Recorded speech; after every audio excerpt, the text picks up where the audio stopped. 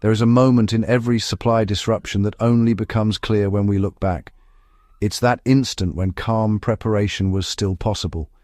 It's before the shelves emptied, before the prices doubled, and before the news cycle made panic the default response for every shopper all at once. That moment, honestly, isn't dramatic. There's no announcement. The disruption signals, well, they're tucked away in agricultural reports that most people never read, in trade publication analyses of food processing margins that most folks don't follow, and in those quiet discontinuation notices that manufacturers send to distributors, messages that never reach the consumer level until 1 week the product just stops appearing on the shelf and never comes back. The 9 foods we're talking about today are right in that pre-visible disruption window. The supply conditions that will eventually make them tough to find are already set. The structural factors are already in motion. The window for building a calm, unremarkable strategic reserve at current prices is open right now, but it won't stay open forever. Here's the framework for acting on what we're covering today and doing it without anxiety or any kind of spectacle. Just add 2 of these items to your regular shopping cart during each of your next 3 shopping trips. That's 6 items from this list, picked up over 3 weeks of normal shopping at current prices, with no single cartload looking out of the ordinary and no single purchase feeling like a crisis response. By the time any of these disruptions become visible at the shelf, you'll have a buffer that keeps you out of the panic equation, and really that sense of calm is the goal. Now, before we go through all 9, I want to address something directly. A lot of people watching prepper content are building reserves of shelf-stable food categories that overlap with what we discussed today, and they want a foundational emergency food system that goes beyond category-by-category grocery stockpiling. The ReadyWise Emergency Food Supply 120-serving favorite sample bucket is in the description. It provides a genuine freeze-dried emergency baseline with up to a 25-year shelf life. This is the category of reserve that exists independently of your grocery rotation for scenarios where normal shopping simply is not possible. It is not a substitute for what we discussed today. It is the backstop that makes a short-term supply disruption a manageable inconvenience rather than a genuine crisis. And for anyone building that reserve who also wants quality and taste in their emergency food, the Backpacker's Pantry Lasagna, also in the description, is the freeze-dried meal product I recommend when you want emergency calories that you would actually choose to eat on a normal day. 28 grams of protein, genuinely good flavor, and the kind of caloric density that makes it useful for both emergency reserves and actual outdoor use. These are not contradictions in a preparedness philosophy. They are layers. Your grocery rotation builds a 30 to 60-day buffer. The freeze-dried baseline protects you beyond that window. Both links are in the description. Now, the 9 foods. The first is canned sardines and mackerel. And I want to start here because this is the category where the supply contraction is most structurally advanced and least reversible on any near-term timeline. These small, oily fish sit at the bottom of the marine food chain, which makes them both extraordinarily nutritious. Complete protein, omega-3 fatty acids, vitamin D, B12, calcium, selenium, and extraordinarily sensitive to ocean condition changes. Climate-driven shifts in ocean temperature are altering the geographic distribution of anchovy, sardine, and Pacific mackerel populations, moving them out of the historical fishing zones where the licensed fleets operate and into waters that are either inaccessible or outside the scope of existing fishing agreements. Simultaneously, the canning facilities that process these fish are aging infrastructure in a low-margin industry that does not attract new capital investment when the input, the fish itself, is becoming less predictable in volume and location. Both sides of the supply equation are contracting simultaneously. The nutritional case for sardines and mackerel in a food reserve is compelling independently of the supply situation. They are the highest omega-3 food available in a shelf-stable format, at a price that reflects none of the premium currently charged for omega-3 supplements that deliver a fraction of the actual fatty acid content. Stock them because they are among the best shelf-stable foods available. Stock them now because the window of easy availability at reasonable prices is structurally narrowing. The second is canned tomato paste, and, well, its vulnerability is a lesson in what geographic concentration does to food supply resilience. Approximately 95% of American commercial tomato production for canning originates in California's Central Valley, a region whose agricultural productivity has historically depended on a combination of fertile soil, reliable irrigation water from the Sierra Nevada snowpack, and seasonal labor. All three of those dependencies are under structural stress.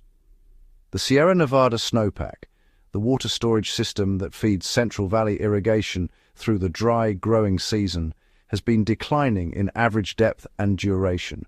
Water rights allocations are being contested and reduced as competing demands from municipal water systems, environmental flow requirements, and agricultural users exceed available supply in dry years. A single below-average harvest season in this geographically concentrated production zone reduces national canned tomato availability significantly because there is essentially no alternative domestic production region with the capacity to compensate. So, stock tomato paste in meaningful quantities now at current prices. The next poor harvest year in the Central Valley will make you glad you did. Bulk yeast is the third item, and its supply story begins in 2020 when pandemic home baking demand revealed how concentrated and specialized the global industrial yeast production supply chain actually is. Yeast manufacturing requires specialized fermentation infrastructure with long build times. You cannot increase yeast production capacity quickly in response to a demand spike the way you can increase production of most packaged goods. The spike in home baking demand that began in 2020 exposed this limitation, and while the acute shortage resolved, the large format bulk yeast products that represent the most economical per unit purchasing, the formats that belong in a serious food reserve, have remained inconsistently available at retail. They exist. They appear and disappear. When you find large format active dry yeast in a retail context, at a reasonable price, that is the moment to buy the quantity that your storage space allows. Stored, sealed in the refrigerator or freezer, dry, active yeast maintains viability for well beyond its printed date. Large format cooking oil is the fourth category, and its supply disruption story is a case study in how multiple simultaneous geopolitical and agricultural pressures combine to create sustained price and availability pressure across an entire commodity category. Sunflower oil, which had been an increasingly important component of global cooking oil supply, was severely disrupted by the conflict in Ukraine beginning in 2022. Ukraine was one of the two largest global sunflower oil exporters. That supply did not simply reroute, it contracted globally and pushed demand into other oil categories simultaneously. Palm oil imports into Western markets have faced regulatory and activist pressure related to deforestation concerns, reducing available import volume through legitimate channels. Domestic soybean and canola production has been affected by drought years and by increasing export competition from growing international demand. The cumulative result has been cooking oil price increases that have not fully reversed, with large format container availability remaining the most constrained segment because retail distribution systems prioritize smaller, consumer-sized packaging for inventory efficiency. A gallon of cooking oil stored correctly in cool, dark conditions remains viable for 12 to 18 months. Building a rotating reserve of large format oil is one of the highest caloric density investments available in a food reserve context. Bulk bouillon is the fifth item, and its disappearance from retail is almost entirely economic, rather than supply-driven. The large institutional format bouillon products, like 1-pound containers, multi-pound bags, and large jar formats, represent some of the lowest per-serving cost available for a flavor-enhancing, shelf-stable product. That low cost is honestly precisely why retail distribution is deprioritizing them. Grocery retail margins on low-cost bulk items are thin, and the same shelf space generates significantly more revenue when occupied by premium small-format bouillon products with higher unit margins and the same or even faster turnover. From a retail economics perspective, removing bulk bouillon from the shelves and replacing it with a 4-count premium bouillon collection is, well, a straightforward margin improvement decision. But from a food reserve perspective, it eliminates the most economical option in a category that's critically important for long-term food storage. Appetite fatigue, which is the documented reduction in voluntary food intake when available options are monotonous, is honestly one of the most underappreciated risks in a food restriction scenario. Bouillon's ability to create flavor variety from otherwise plain staple foods addresses this risk at an extremely low per-serving cost. So buy it in bulk format now, wherever it is still available. It stores indefinitely when sealed and dry. Shelf-stable bacon is the 6th item. The production economics of shelf-stable bacon, meaning the canned and fully cooked pouch formats, are, frankly, challenging even in normal conditions. Specialized packaging, specific processing requirements for shelf stability, and a historically niche market that operates right at the margin of commercial viability. Several brands that represented reliable shelf-stable bacon options have moved to permanent backorder or quiet discontinuation. The category hasn't disappeared entirely, but the depth of available options has narrowed in ways that suggest continued contraction rather than recovery. For a food reserve, the combination of fat, protein, and flavor that shelf-stable bacon provides is really difficult to replicate from other shelf-stable sources. It occupies a specific nutritional and culinary niche in a reserve food system, and its acquisition window is quite clearly demonstrably narrowing.